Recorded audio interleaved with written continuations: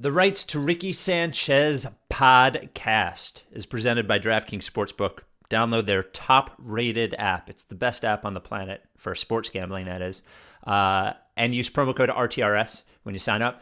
And brought to you by Kornblau & Kornblau, the official law firm of The Process, as well as our good friends over at Stateside Urban Craft Vodka right here in Philly, the official sponsor of the Corner 3 newsletter, statesidevodka.com. On the show today, I just saw this as I was settling in, an update on the front office changes we were promised almost 2 months ago. There has been an update. I've seen a tweet. I saw a tweet. We'll talk about that. Doc Rivers introduced as head coach of the Sixers. And then in the mailbag, who's the best Sixers starting lineup if there are no trades at all, and finding a nickname for the current front office. Oh, and there was a picture of Ben Simmons shooting. Before we get going, Corner 3 newsletter comes out Thursday at noon. Sign up. Takes from Alonzo, t-shirt giveaways, special merch promo codes, naked pictures of Mike. It is the newsletter is chock full. So go to rightstorikisanchez.com/newsletter and sign up. Sign up for me, sign up for you, sign up for Alonzo. It is brought to you by Stateside Vodka. I'm finally picking up, I know I keep saying this, but I'm finally picking up the Alonzo shirts on Friday. Very excited. Going to drive up to, where is Cold Cuts? In Hatfield, PA. Brought to you by Stateside Vodka, Philly's #1 craft spirit, handcrafted, distilled 7 times, certified gluten-free, available in the Magnum 1.75 liter bottles. Stock up for football weekends. It's getting cool out. Settle in at home. Have a drink. Indoors at your own home. Available at your local fine wine and good spirit stores, liquor stores in Delaware, liquor stores in Jersey, and at statesidevodka.com. They do home delivery in the Philly 5-county area. Statesidevodka.com. Please drink responsibly. Without any further ado, Amos and the chef. Larry, sweetie, the man is here.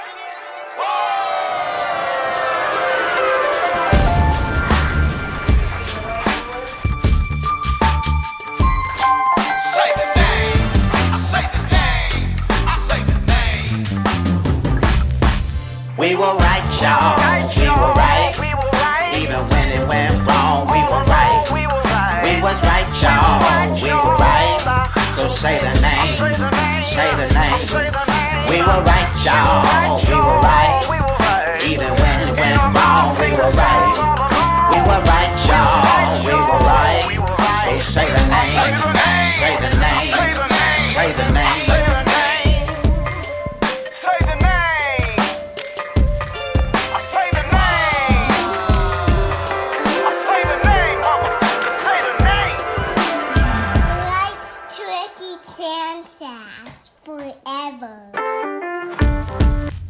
Welcome to the Rice and Ricky Sanchez podcast. I'm Spike Eskin, along with a guy waiting with bated breath for this new news from the tweet about the Sixers front office. Oh, yeah. That is Mike Levin. Huge update.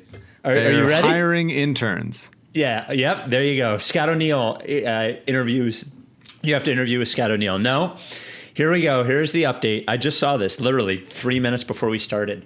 From our very own, your own Weitzman, author of Tanking to the Top, that only has 2 chapters about us, should have been more.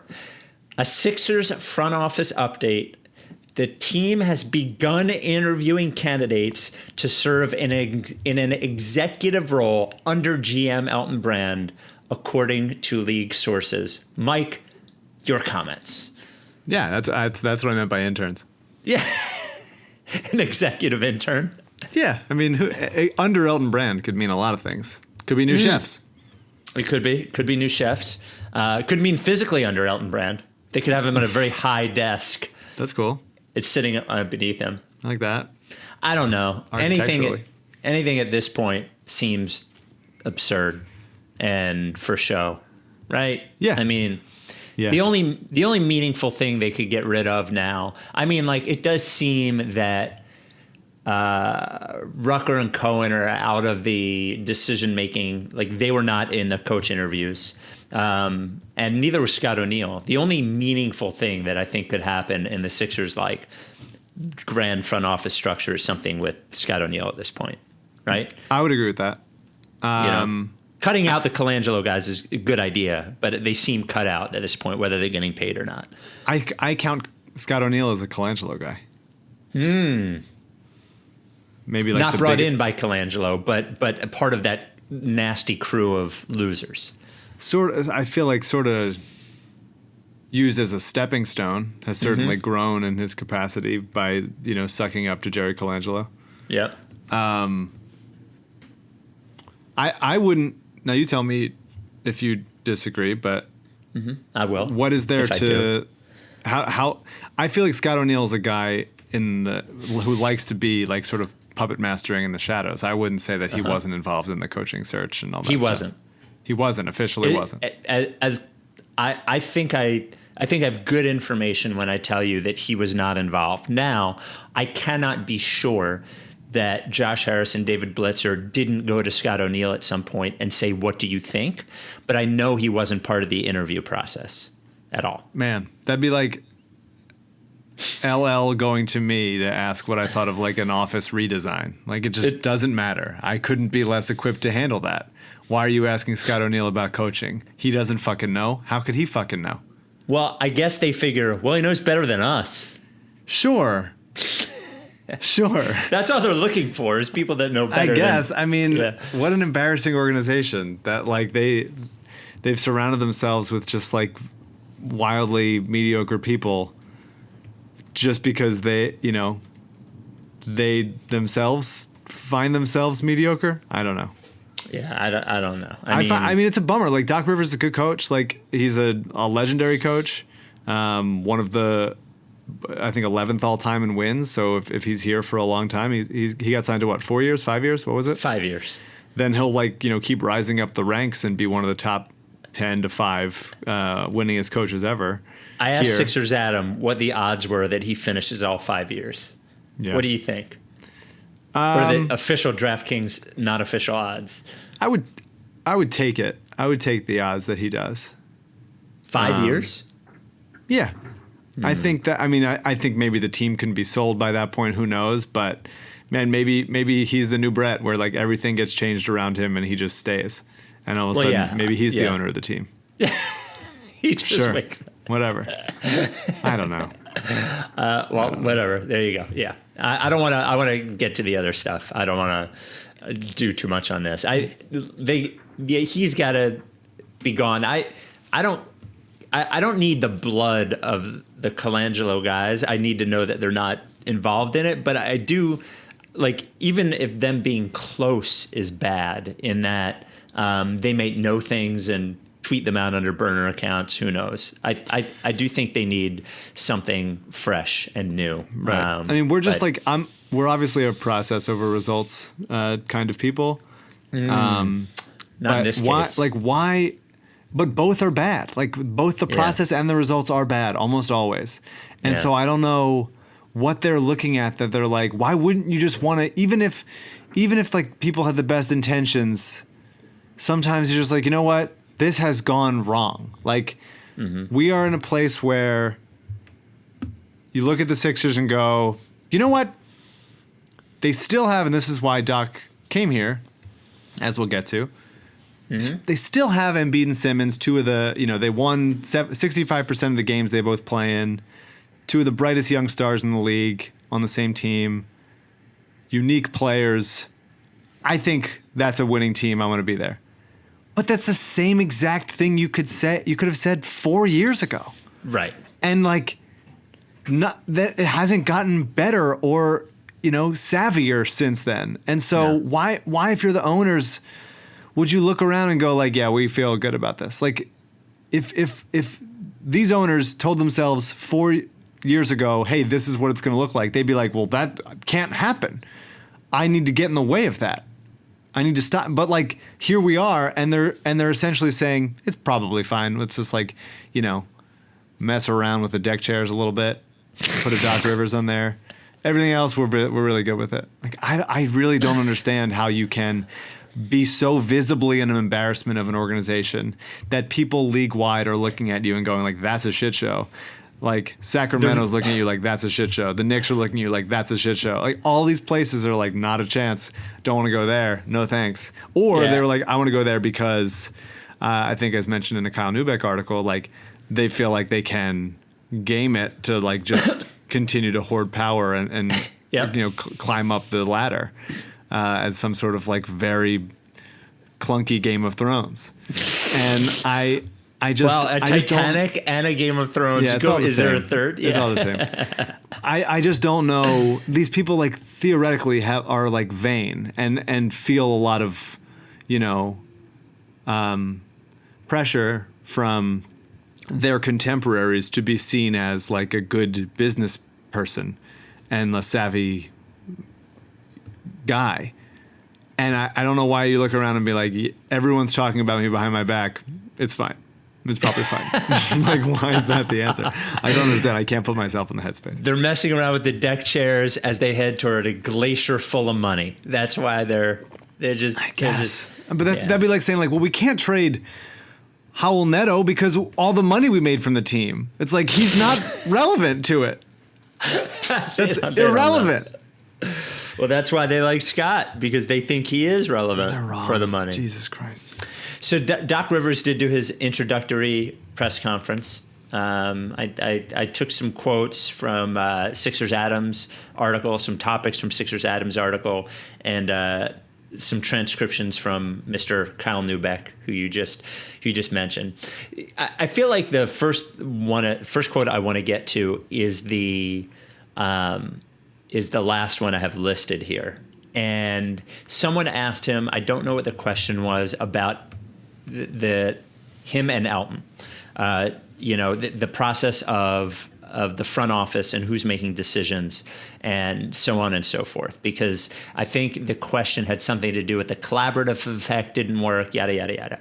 His response, Doc Rivers' response, and I'm going to bring this back to ownership. He goes, we'll work together. That's one of the things that was so exciting about this job, to have that opportunity with Elton. I think we have a chance to build something great here, not just on the court. I actually think it starts off the court, and we have to get that part right. So that's exciting. I think Elton and I will form an amazing partnership together, and we'll grow from there. Now, a coach saying all of this is fine, but I do think that Elton asked for personnel control, and they said no, and he was like, "Well, I had to try." But then they said something. Doc asked for personnel control. Yeah, what did I say? Elton, yeah. Doc asked for personnel control, and they said no. But then I bet they said by the end of watching the finals game, yeah, like we're not going to give you the title, but it's going to be you and Elton, basically. Like their ambiguous leadership structure, I believe. Maybe I'm reading too much into it, but I think it's very likely that their ambiguous leadership structure just got a coach without an official personnel title who also is part of the personnel selection. Why not? So, because I've seen a lot of coaches say, I respect Elton. Like the response is, I'm excited to work with Elton. I respect Elton. I think they're going to do the right things. Obviously, I'll give my input. But I'm the coach, Elton's the GM, yada, yada, yada. But that is not what he said. Yeah, so, I mean, if you're going to sign a guy who's won a championship, who's had as much success, like, there's no way, this is what you get. Like, I think they got the win of not, like, listing him as, director of player personnel. And so he will have, like most, I would say, of the upper crust coaches in the league, he will have a good, healthy amount of say in who he wants and who he gets and stuff. Who do we think who would you say the 4 or 5 like elite coaches are in the NBA? Popovich, Pop, Kerr, probably. Mm-hmm. There's the like off the beaten path guys like, Terry Stotts and Carlisle that people think don't get enough credit. Carlisle, maybe. Spoelstra, I think you have to add at this point. Stevens. No. Do you think that Doc Rivers? Do you think that those guys have the same thing that Doc Rivers you think has? Yeah. Okay. That's my read on it. I think especially Elton. Doc was a coach when Elton was a player, and so Doc probably feels like a bit of a mentor to Elton, at least a little. Maybe I don't know what their Doc relation. was a player when Elton was a player. Was he? Wait, No. actually. Elton came out in '99, I think. Okay, and Doc played till like 95 or Something 96 like that, or something like that. And so okay. I think not knowing their history together, I would guess it's like, hey, here's a guy who was a player and is now in the front office, like, and he's young and it's his first thing, and now I'm going to come in there and I have some wisdom to share with him, and Doc's a guy that's confident in himself. So I think it'll be like, yeah, I mean, we'll talk about it and we'll hash it out and we'll disagree about stuff, but ultimately, like, we're both gunning for the same thing. And so okay. I don't know that. I think Doc probably feels like if I really want something, I can get my way. Yes. Would be my guess. That is and I think that is different than those other guys you mentioned. I don't agree. Not Popovich, but I don't think Rick Carlisle or Eric Spoelstra or I disagree, actually. I think for the most part, coaches that get into that top tier level feel like they're the ones seeing the basketball, and they can throw their weight around a little bit, especially if they've had success like Spoelstra, like Carlisle, like Kerr have. I respectfully disagree on that one. I think they all have strong enough people above them that have a hammer. And I think the difference is not that Doc has more. I believe that the difference is that the Sixers front office, in this case Elton, has less, if that makes any sense. Sure. Yeah, I hear that. Okay. So the other things he said, I believe that these two are less important, but whatever. He talked about using Tobias Harris in high pick and roll because of Tobias Harris's half of good season with Doc doing that. He said he believes Horford and Embiid can play together. I actually believe they can play together a little bit. Yeah, I mean, it's not. They just need more guys that can dribble and shoot quick. Like, look at brief interlude to talk about the Lakers, because I worry that the Sixers are looking at this Lakers success and going like, oh, we can play with three big guys. Yeah, at once. we can do this. Like, we can do this. Look how close we actually were, and what everyone says that we suck. And actually, we're good. We're like basically like twin champions, like long lost twin. We're like the Lakers' long lost twins. Until you do the math and you realize that one of the Lakers guys is LeBron. Yeah, one of the Lakers guys is LeBron. That helps. But I would also say like, yeah, and look at the Lakers and how easily they sort of just like assembled their roster with guys who are willing to do what it takes, and like how poorly you guys did that. Like how like utterly you failed to do almost the easiest thing, which is get guys who will space the floor and shoot and penetrate a little bit. And while they're looking at the other locker room and seeing, well, that's Jimmy Butler. I remember him. I guess he's better than we thought. But it just seems like, I mean, we've been saying this for years now, for most of my life at this point, that like the Sixers were so well set up for success. Literally like a quarter of your life. It's most of it. I don't even know how old I am anymore. I don't know how long we've been doing this podcast. But like they're so set up for success, and all we have to do is just like, this is just like a little like icing on the cake. And instead of icing on the cake, they put like orange juice. Just dumped orange juice all over the cake. And they're like, orange juice is good. No, right? that's not. They don't go together. Those are different. Yeah. It should be easier than they've made it, and just remarkably over and over again they haven't. Before we get to the rest of the Doc Rivers quotes, the Rights to Ricky Sanchez podcast brought to you by DraftKings Sportsbook. Speaking of the finals, some finals odds. So obviously LA up 3-1.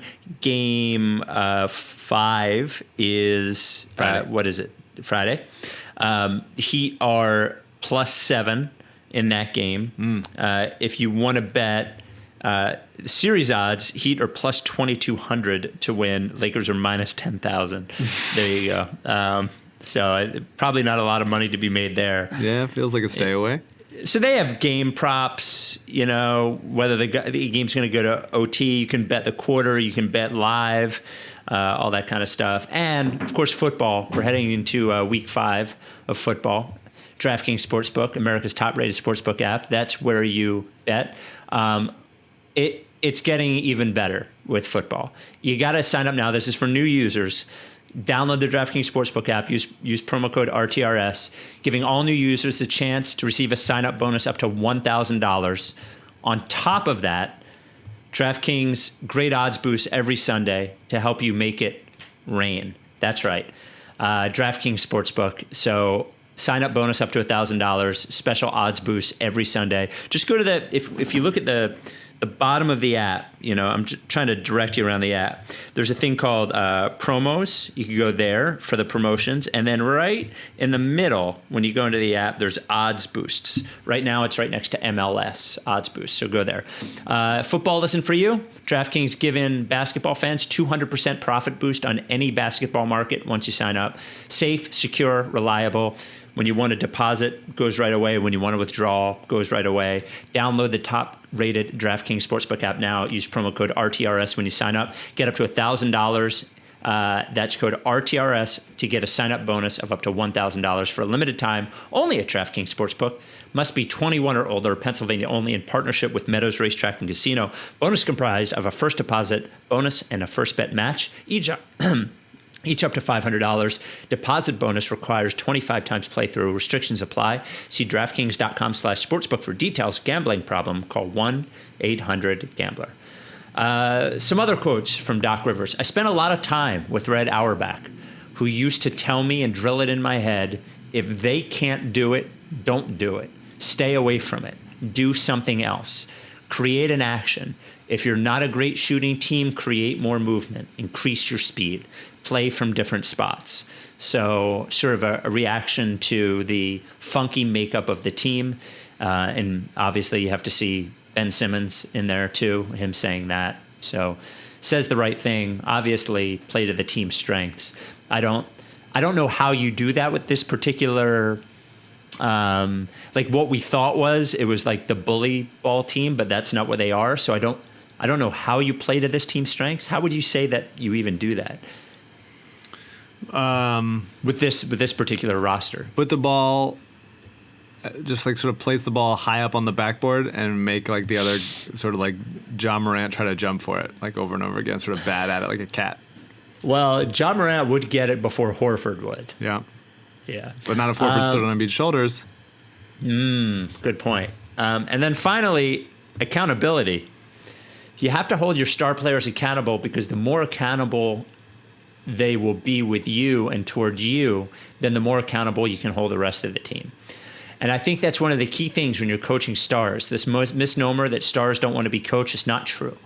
I think stars absolutely want to be coached. They want to be coached. They want to get better. They want to learn as well. They've done a lot of winning, but we want to be the winner. Winning is great, but being the winner is the best. That's what we're going to try to do. Now, there's a little irony in that the report after Doc Rivers left is that the two stars were not being held accountable and the other players were. So, but Kawhi Leonard certainly has a different place in the league than Ben Simmons and Joel Embiid do. So, I don't know. I hope. I don't know. I'm having a tough time bringing myself to give a shit. Right? Yeah. Like, I know it's weird. Yeah. It's like, here, the new coach, we've had Brett for 7 years. There's a framed photo of me, you, and Brett that Brett signed on my desk, which is very nice. There's also a photo of John Gonzalez, Colleen Wolfe, and their dogs with Santa on my desk. What does that mean? I don't know. But I don't have one of those. Any of them being the coach of the Sixers would not change the fact that the Sixers organization is a shit show. And it's a clusterfuck. And so I think if you sort of like trim the fat of the front office, or at least distill it down, even if it was like just Elton. Even if it's like Elton is deciding things, he gets information funneled to him. Like obviously, it's not he's the only one in the front office. Everyone else should be fired. It should be Elton in like a big house all by himself, sort of running around knocking things over, like some sort of like big kid, Home Alone 7, Elton Brand, Home Alone in the front office. But if he's the ultimate, like, hey, we trust Elton to make cheese the pizzas. Yeah, anything. All making his tummy hurt because he's eating too many cookies. If he's the one making the decisions, we trust Elton. We want him to make the team in his image, whatever. Then I think that it is doable. I think it is not hard to get there, to build a cohesive team structure. But I just don't trust the organization to see anything through because they get so easily duped into doing things that they shouldn't, and are easily distracted, like the cat that I referenced earlier.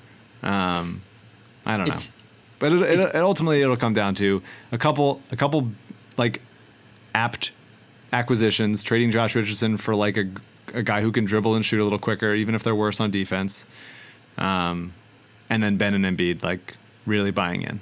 It's got to be that.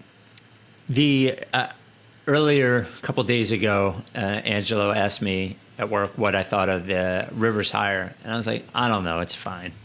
And he was like, you don't like it? I was like, it's not that I don't like it, it's that it's so not high on my priority list. I don't even know how to express it to you that it's fine. It's not a bad hire. It's a fine hire. The problem is who hired him. That's not a radio answer, Spike. No, not at all. But I told him was, and this was off air. But I did say, and you compared it to Girardi, the notion that he will be like this one-man accountability fest is just not, or one-man winner fest is not proven out by history. What part of the reason that coaches who are able to hold their players quote unquote accountable this respect is that there's a backing of the front office. It starts top down. It's not like Eric Spoelstra just demands respect. It's the fact that Pat Riley demands respect and has Eric Spoelstra's back in things. It's like an organizational thing. And it can't just be the coach saying, don't do this, So whatever. Yeah, I wonder if Elton and Doc are enough of a... Elton has proved himself in this league. Doc has proved himself in this league as a player and a coach. And so... if that's enough to be hey, we know that things have not gone as well as we want them to, and we're saying that's on all of us. If there's that's what I would do if I was running this organization, and I'm sure that there's been various kinds of things at all times, but I would try to sit down with the players and coaches and front office staff and be hey, we gotta make this fucking work. Or at least maybe not all the players. Matisse doesn't need to be there, but Ben and Joe and Tobias and Al, whatever. Hey, we need to make this work. We want this is the team, and we're gonna fill it out, and we're gonna make guys, get some guys who can do a couple more things. But we need everybody to buy in. This is what we all want. It will be better for all of us if we fucking do this together. And I'm the guy that can always think a wine trip to Napa and a really healthy boardroom meeting could solve everybody's personality disputes. But if they can get on the same page and just be hey, we all want the fucking same thing, so let's work our asses off and get there. And I don't know what I'm saying. I don't know either. I just want it to work so bad because we've spent so much time giving a fuck about this team, and they have not done a good job of earning that of us, and it makes me feel stupid. End of thought. No. I was starting to talk. I understand what you're feeling. A lot of times caring about them makes me feel like an idiot. Yeah. you know, because it's just like going back to in a relationship where they've cheated on you 7 times and they're wearing a t-shirt with the person that they're cheating with you on, you know, like, At least hey. put on a different t-shirt. Yeah. That's all you have to do. I'll be happy if you put on a different t-shirt. Before we get to relationship advice, did you see the Ben Simmons Instagram where he was shooting a jump shot? I didn't, actually. Oh, yeah. It's a 3-picture Instagram. Alex Suber's working overtime, and the second picture is him following through on a jump shot. Okay. And I just wanted, we're here we go. Here we go. Can Subers dribble? Yes, I bet he can. Just sign him. Veterans minimum. Subers is the new Neto. Oh, before we get to relationship advice, we got a lot of tweets about the fact that Zumoff is going to call Doc Rivers Glenn. Yeah. I was gonna bet on that. I thought we were about to wager something, and then you moved on, and I was like, okay. I would have paid the wager if we had bet, but what I didn't count on is some sort of like cowardly stunt where Doc Rivers allows him to do it. Wow, like a cowardly stunt. Well, no. When we were talking about it, the way I had it framed in my mind was like Zumoff is just going to do this, you know, like. He's going to sort of stand up for it. But Doc Rivers going, nah, call me Glenn. There's only one Doc in Philly. Is like, okay. That's not what I was talking about. Would have paid the bet. I was wrong. But that's not the way I saw it. Wow. So, always finds a way to worm his way out of everything, doesn't he, folks? I'm just saying, I wasn't expecting some sort of like sad stunt. Sad. Where it's not what I was expecting. All right. Brian Colangelo, relationship advice. I keep my heart under my pillow with my teeth and other lies. I've been waiting on your halo just to shine the light.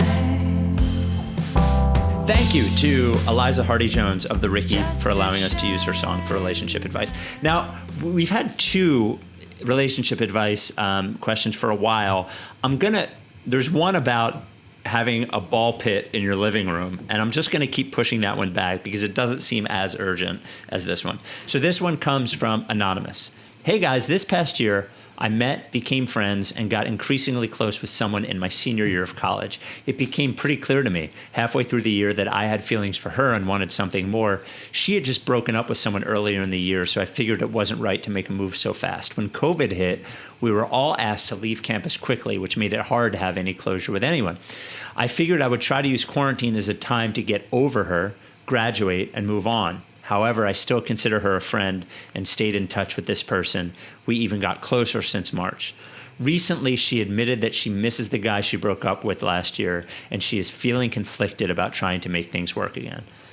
Obviously, this is frustrating to me, but I still feel conflicted. I guess my question is this. How do I try to balance wanting to continue to be friends and be supportive of someone I have feelings for when she might not feel the same way, even when it feels like the only way to actually move on is to talk with her at a much lower rate and risk losing a relationship I care about and want to maintain? Do you want to go, or do you want me to go? Sure. I mean, it's tough. It's tough that, first of all, sorry that your senior year got so screwed up by this. That is it's a real bummer. It's bad and sad, and, you know, everybody's dealing with all their own anxiety and depression and all that good stuff. So I hope that you're doing okay.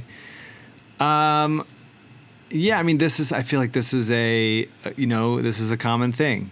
You know, you like somebody that doesn't like you back, like, you know, the Sixers liking winning basketball and winning basketball and not liking you back. I feel like everybody has to deal with that in their own way, in the sense of, you know, can you put your feelings aside, or do you have to, like, just come out and say it and take your shot, respect the other's wishes, and, you know, go on from there? Because the idea of, like, starting to resent them for, you know, living their life is not a healthy way to do it anyway. But, like, my sister had a guy that she was good friends with all of a sudden be like, hey, I can't be friends with you anymore because that's like, it happens, and it sucks, and it's a bummer, but, like, you know, it's better to, I would say, cut it off now than making it worse for everybody or resenting or holding that against them or anything. Yeah, I'm going to tough love it a little bit here and say that, like, I'm not saying the relationship as a friend doesn't mean anything to you. But I'm not saying that is not true. But what I am saying is there's a large part of you that feels like if you just wait around long enough, she'll figure it out. You cannot do that. Because the advice that you get, first of all, if she is in another relationship, the advice that you give her is always compromised by how you feel. And you're going to grow increasingly frustrated. It's going to prevent you from living the rest of your life, like for looking for somebody who maybe is interested in you. Sometimes people are telling you how they feel very obviously, and you just don't feel like dealing with it. I would just say that, like, she had her chance. She does not seem to feel the way that you feel. If you can't kick that, it doesn't seem to me that being friends with her is going to do anything that cause you both sort of like harm. And in the end, you're going to end up saying it to her, and she's going to look back at this last like year or 6 months or whatever when you were acting like you were just friends, and she's going to look at you like you were being dishonest with her. So I would really seriously consider what the pluses and minuses are of actually staying in this friendship. And look, in your farewell, in your, like you said with your sister, if you go, I can't be friends with you because I'm in love with you. And she goes, I was in love with you too. I just didn't know. Then boom, then win. Then it's fine. Then you'll find out. So it gives you a chance to get your feelings out and then also be fair to both of you. That's my advice. And the Brian Colangelo part of Brian Colangelo relationship advice is, operating burner accounts, tweeting at her obsessively, throwing other people under the bus. So that's also a path you could take here. That's actually a really good point. I don't know what to say with this. I just want to bring it up with the finals ratings being like horrible. I actually, it's funny, like without even television, without even like looking at the ratings, I can sort of tell from my Twitter timeline that less people are watching it. Like when Butler had that 40-point triple-double the other night, I think I got like 3 tweets at me. And I was like, oh, this should be a terrible night for me. And it's not at all. Everybody wants to, it seems like it's funny. Like people do with this what they did, the thing they do with everything right now. Either it's the woke NBA has ruined their ratings by putting Black Lives Matter on the court. That is one side. Yeah. Or the other side is, this isn't happening. Everybody's just watching it on Reddit streams. TV doesn't matter. The truth is, like, there's a lot of different reasons for this. First of all, going up against football. Yeah. Normally, the NBA going finals up against every other sport at the same time. Yeah. The NBA finals are normally happening when baseball is in its most boring time, I think you would say, like June. And football is completely dead in June. Yeah. So that's one thing. The other thing is that, like, I do feel like on some level, like as like over the top socially conscious as they've been, definitely has effect on some people. Even people that agree with it, I think, are just like, they come to entertainment for entertainment, not for these other things. It doesn't make what the NBA has done wrong. Sometimes you have to sacrifice money or ratings or whatever to do the right thing, and you could argue that they've done that. I think just it happening at a different time of year than people are used to is another thing. And I do think there is something to the fact that, like, for several years now, I think as much player movement as there is, the NFL is different, right? Because the NFL, it's really about like the logo that people are fans of. It's less about the players because there's so many of them and they've always changed so often. The NBA, like, you grow attachments to players, and the more that like players move around, and like, I just think there's a less of an attachment to the teams, and there's less identity to teams.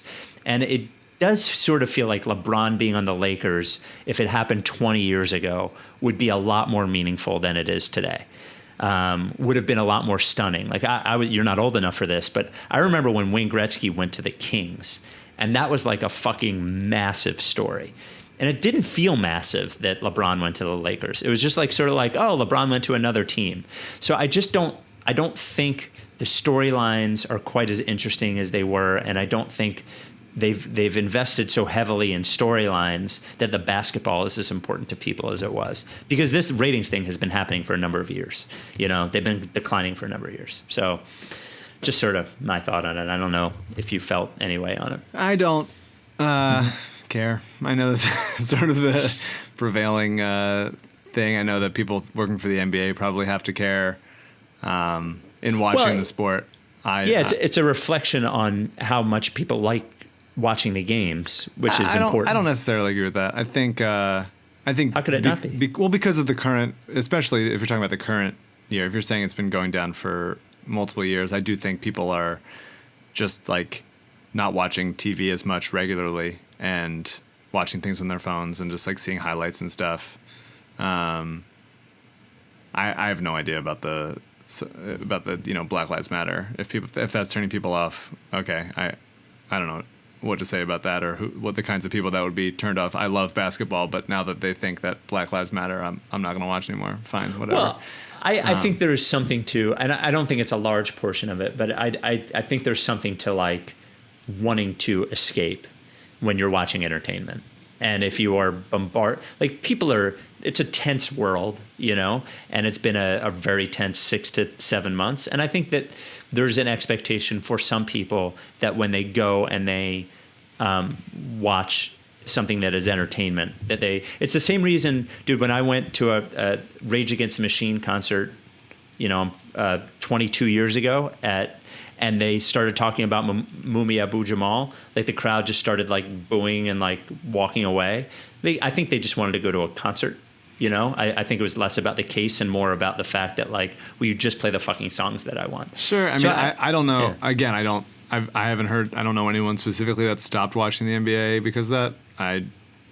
I'm not saying they don't exist. I'm saying I just don't know them. Like it's not like Marcus Smart is running down the court, like just like screaming statistics out there like, during the game. Like the game is still the game. And if you don't want to like tune into any sort of meaningful conversation, then just like show up when like put it on mute until the ball tips, and it's like okay, like there you go. I don't think it's that invasive. If having Black Lives Matter on the court, which is like the smallest gesture they can really make, if that offends you so much, like all right, whatever. I will say that the WNBA ratings have gone up year to year. That's pretty cool. Yeah, I mean, I think it's mostly just because there's a lot of sports on right now, and I think the NBA stopping, like once the season was already pretty decided for as far as playoff teams and non-playoff teams, and then sort of like starting back up. I think it was like people already kind of checked out, and they didn't get to have that. Like the other sports got to have the like, hey, baseball's starting, hey, football's starting, it's new, but whereas basketball was like, didn't we already did that kind of thing, you know? Mm-hmm. And so I think it's, I don't know, or maybe. I don't know. Maybe just the Sixers fucked it up for everybody. That's the most likely scenario. The real question is there somebody they can sue? And the only person who will have an answer for that is our sponsor, Adam Kornblau. Kornblau, the official law firm of the Process. No one has been physically injured, but I think Kornblau could answer whether mental injury is part of this, a personal injury lawsuit, whether you've been, mentally injured by this, and I think whether the ratings have mentally injured you. Kornblau has had season tickets in his family since Sean Bradley was drafted. This is a true thing. Has been a sponsor of the Ricky for 2 years now, maybe 3 years. Has helped a ton of Rights Ricky Sanchez listeners with not just personal injury lawsuits, but any sort of legal issue they have. He is a friend to the community. Now, they specialize at Kornblau in personal injury, specialize in medical malpractice, been doing that for 40 years with enormous results. But dude, if you're having a problem with a landlord, you're having a problem with your insurance company, you're having a problem with a jeweler who ripped you off, I'm just kidding. You wouldn't have that because you went to LL. But if you're having a problem with any of those things, get to Kornblau. If you have been hurt at work, slip and fall, car accident, medical malpractice. Do not just like shrug it off and say whatever and move on. No. If you've been injured, if you've been in an accident, call Kornblau or email him. Doesn't cost you anything. 215-576-7200 to ask for Adam, or email kornblau@kornblauandkornblau.com. Kornblau spelled with a K, and in that email address is spelled A-N-D, and the rest? Up to you. Kornblau and Kornblau, official law firm of the Process. A couple of mailbag questions. Lorenzo Brown mailbag, send us email questions, write strickysanchez@gmail.com. From Joe, thanks for not shutting all this down despite how bleak the Sixers' future looks. I'm halfway through my bar exam. It's normally in July, but it was pushed back twice into the first week of October due to COVID-19. And throwing an episode on to wind down after studying with some back and forth Sixers banner was amazing. Seriously, thank you. Now the questions. Basketball question. Ben Dietrich said recently that the best current starting five is Shake, Matisse, Ben, Horford, and Joel. After double checking that I hadn't finally gone crazy, I looked at the thread to see his explanation. It still didn't make any sense. So, how wrong is Ben? And if there are no moves beyond fringe minimum guys and at least two of our three best draft picks, who is your ideal starting lineup? They have to trade. Josh is the easiest one to trade. He's really, I think trading Horford or trading Tobias, you would have to just take back bad stuff and have to give up good stuff to get off of that. And so I have really very limited interest in doing that. Maybe Elton, or maybe somebody's so desperate to get rid of something that it ends up working out.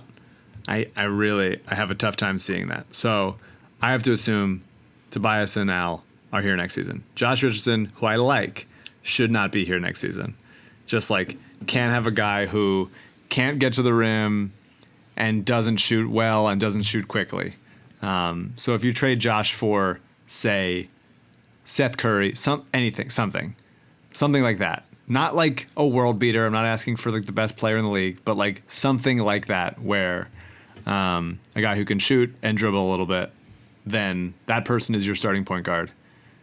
I would probably do Shake at the 2, and then Ben and Tobias and Joel, and bring Horford and Matisse off the bench. Sure. Yeah. I mean, they have to trade Josh Richardson, to your point. Yeah. They have to. Not because he can't be on the team, not because they couldn't use a player like him, but because he's the only thing that has like a hopefully positive value to get what they need. Yeah. And he's expiring, and that would be appealing to teams that are, suffering or wanting to cut payroll because of the pandemic. I don't want to say suffering. If that's the case, then you could get like a better player that fits more, that's here for more years. I don't think $10 million expiring is attractive. If you have somebody for like 3 years, 36 or something, and you're like, I don't want to fucking pay this. He's maybe better than Josh Richardson. I don't want to pay him. I don't know. That seems like one of the levels of contract that will be attractive, but I don't know. Who knows? Non-basketball question. If you're trading him to a team that wants to tank or something, Oklahoma City maybe. Or I don't think teams are thinking, I want to tank. They might be thinking, like, we can still be good while doing this move that I'm primarily doing because of money, but convincing myself it's also because of basketball. Like that kind of thing. That's fair. Yep. Non-basketball question is, my girlfriend and I have had a dog for about 7 months now, Toby, on the Process Pups page. We've always wanted a second dog, but have gotten pushback from friends and family that say 2 dogs in the city would be too hard, and overall, 2 dogs are harder to take care of than 1.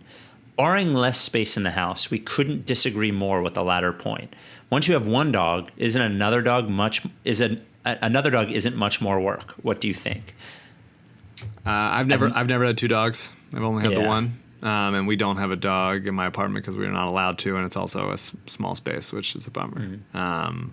I would say if you want that second dog, freaking get that second dog. Sure. I don't agree that having 2 dogs is just like having 1 dog. If you had 2 of the exact same dog, it would be just like 1 dog. But let me point out to you, They might not be on the same bathroom schedule. They might not like walking together. They might not like the same length of walk. It's just, I've said this a bunch of times and I will say it again. People walking one dog look like they're having a nice little walk. People walking two dogs look like parents on vacations with young children. It's just not the same. Sure, it depends. It depends if they're big or small. Like we've taken care of, again, John and Colleen's dogs, Dasher and Blitzen, who are great with each other, are on all the same schedules and do like all the same things because Dasher is the alpha, and Blitzen is the sweetest dog of all time and will do whatever anyone says to do. But they don't like other dogs, and so you have to factor that in. And now you got two pretty big dogs, sort of like dragging you places. And so I think it depends on the size situation. And I would say that if you train them well, then one of them they will get on the same schedule and that kind of thing. Yeah, I guess. I don't know. Easier said than done. Sure, for sure. From AJ, hey guys, no questions here. Just a suggestion. I think you should have a segment of the pod called the Brett Brown Hot Seat. Could be a hot take segment, could be anything. I just think it would be a solid way to commemorate Brett. Well, I have to turn my air conditioning off when we do the podcast, so every podcast is the Brett Brown Hot Seat in my chair. I do as well. I don't want to make it sound like you're the only one who does that. So this comes from Matt. We got it a couple of weeks ago. It came after you said you would not trade Al Horford for Thaddeus Young and the white guard on the Bulls. Satoransky? Yeah, used to be on the Wizards, right. I couldn't help myself. Why on earth would anyone be hesitant to make the Thad trade that was proposed on the last pod? I have to run these types of trades by my friends, and almost all the time you get one person saying or no. I simply do not understand it. Mike, why aren't you jumping on a simple yes anytime someone offers a potential trade for Horford? You're saving money, getting a guard, replacing a backup big with an actual backup. What does that mean? And most importantly, you're off both contracts in one less year. What am I missing? I'm sorry, but if you or anyone thinks we're not getting equal value in a trade like that, you're sadly mistaken. That is equal value. Horford stinks and must go at any cost. I'm sorry if this came off as brash. Both of you stay safe and healthy. Yeah, I mean, I think Thad on this team is like pretty useless. He's old and he does the same things that Tobias does, but worse. Who's he playing with? He's not a guy that's taking threes very quickly either. So Thad, I think, is essentially just like another like added to. We right now we have no vegetables and like 16 bags of chips. Like Thad is just more chips. Like we don't need more chips. And Satoransky's good, but I think you're replacing a guy. He can shoot and dribble. Yeah, but I think there's guys that you can get to do that without being like, okay, backup center. Once again, it's like constantly just like slapping yourself in the face or like punching yourself in the nuts. Like which way are you going to do it? Like you don't have to do either, but in either direction, you're just like the Sixers insist on doing it. And so I don't think that trading Horford for Thad and Satoransky, I don't think it raises their ceiling at all. I think it lowers their floor because then when Embiid sits for 20 games a season, who's your starting center? What are we doing? I don't think Horford's great anymore, for sure. But I think like we so quickly just run through guys and change things all the time, and like it just hasn't worked. Sometimes you gotta like take a second and be like, look, was this perfect? No, but trading him to like once again bring up a new problem isn't the way to solve it. A final email from Joe, and this isn't a question, but it's a very important email. Hi, Spike, Mike, Zoe, and company. Joe Yamula here. I'm a longtime listener, and we've actually met at some live Ricky events as well as Fly the Process Minnesota. Wow. After the embarrassment of the first round sweep, I needed to take some time to cleanse all things Sixers from my life. Despite my adoration for the pod, that meant I also took a break from listening for a few weeks. As you can understand, sometimes a full Sixers detax is necessary for mental and physical well-being. We don't get that opportunity, Joe. So yeah. We're here providing for the people on different walk schedules and pee schedules and length of walk and everything. But we're still doing it. We're the constant. Yep.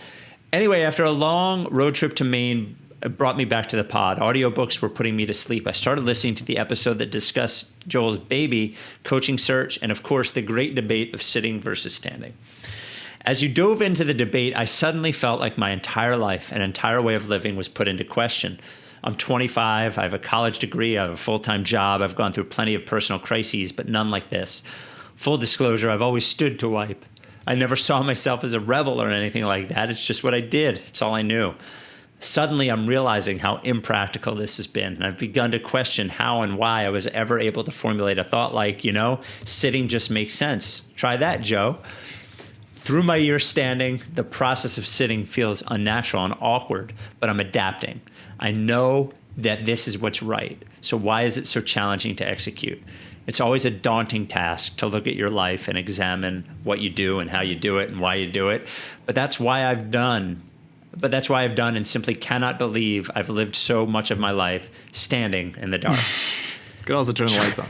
Yep. I don't know. Trying to PSA about sitting down and also having lights on when you shit. Well, you gotta be able to look, like we learned from Terry, our emailer. Gotta look. Trying to transition to sitting has been similar to trying to learn how to throw a baseball with my non-dominant hand. The realization that I've been doing something wrong for so long keeps me motivated to endure the struggle and learn how to wipe when I sit. Great. So thanks, Spike and Mike. I appreciate you getting me thinking about the things that matter in life. By the way, if Josh Harris set up a meeting to pitch the Sixers to Doc Rivers, how do you think he would try to impress him? I imagine he would cater a dinner and take him for a ride on a helicopter submarine Tesla hybrid.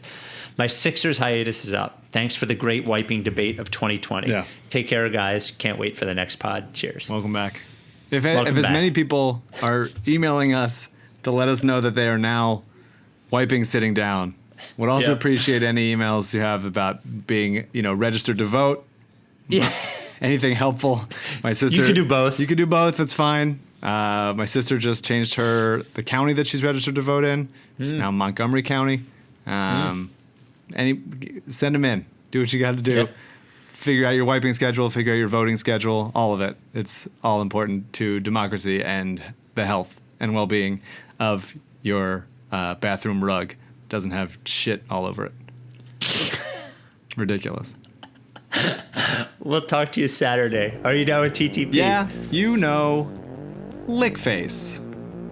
If you don't fuck with me, then I won't fuck with you. If you don't fuck with me, then I won't fuck with you. If you don't fuck with me, then I won't fuck with you. if you don't fuck with me, Then I won't fuck with you. But if you fuck with me, I'm gonna fucking kill you! Time for plan B.